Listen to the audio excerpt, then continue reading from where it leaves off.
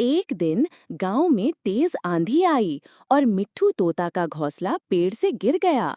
घोंसले में उसके कीमती अंडे थे। तभी झाड़ियों से एक सांप निकलकर अंडों की तरफ बढ़ने लगा। मिट्ठू घबरा गया, पर मोती कुत्ता सब देख रहा था। वो दौड़कर आया, सांप के सामने खड़ा हो गया, जोर से भौंका और गुर्राया। सांप डर के मारे भाग गया।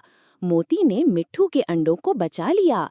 मिट्ठू ने उसका दिल से शुक्रिया अदा किया। तब से दोनों अच्छे दोस्त बन गए।